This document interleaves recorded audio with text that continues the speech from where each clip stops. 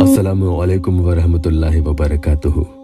अब तक तुम पर वो कितना ही हावी क्यों ना हुआ होगा, अपनी ताकत का जोर तुम पर कितना ही क्यों ना लगाता होगा, तुम्हारे लिए वो शख्स दीवाना हो जाएगा, मुसख्खर होकर तुम्हारी तारीफों की माला जपता नहीं थकेगा। इस अमल को पढ़ने से पहले इसकी 3 खास बातें बहुत ही ध्यान से सुन लेना। पहली ये कि इसे एक दिन में सिर्फ 7 बार ही पढ़ना है। ये छोटे से कलमात उस शख्स के दिलो दिमाग की रगें हिला देगा, जैसे बिजली का झटका लगता है। तो 7 बार से ज्यादा इसे नहीं पढ़ेंगे। दूसरी ये कि पहले दिन जब पढ़ें तो इसकी कुछ तैयारियां हैं, वो करके ही पढ़ें। ये तैयारियां मैं आपको आगे बताऊंगा। तीसरी ये कि अगर आप नापाक हैं, यानी आपका जिस्म और आपकी नियत दोनों नापाक है, तो फिर इसे मत पढ़ना। नहीं समझे तो सुन लीजिए।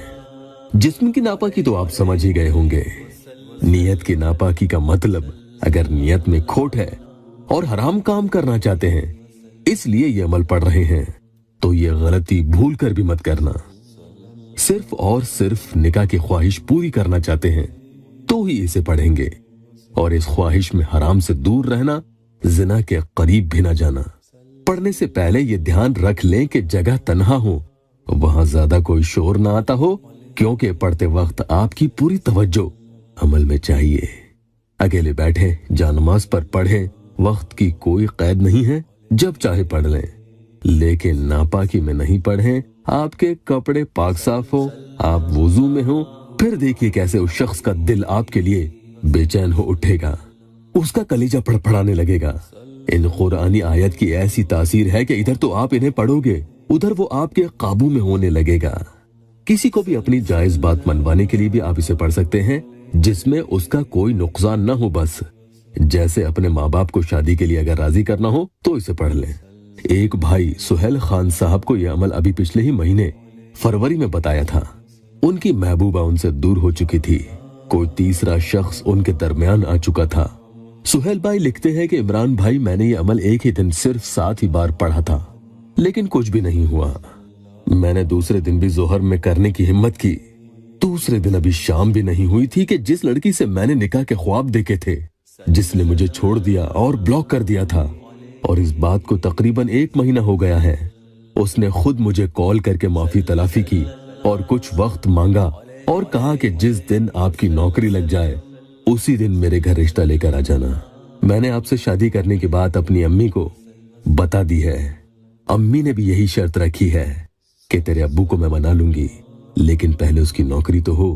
इमरान भाई, हम लोग कुरैशी हैं और वो लोग सैयद। वो अपने माँ बाप की इकलौती बेटी है, उसके कोई भाई नहीं। उसके वालिद की गारमेंट्स की फैक्ट्री है। मैं बहुत खुश हूँ। अब नौकरी की तलाश में हूँ, इसके लिए भी कोई वजीफा जरूर बताएं। 1-2 जगह बात हुई है, लेकिन कोई जवाब नहीं आया। इंशाल्लाह जल्द ही नौकरी का बंदोबस्त हो जाए तो फिर मैं रिश्ता भिजवा दूंगा।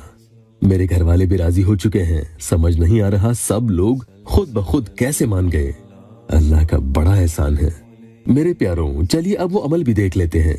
कमेंट के जरिए इसकी इजाजत मांग लीजिएगा। आखिर तक पूरा वीडियो देखिएगा और गुजारिश है कि सब्सक्राइब जरूर कर लीजिएगा।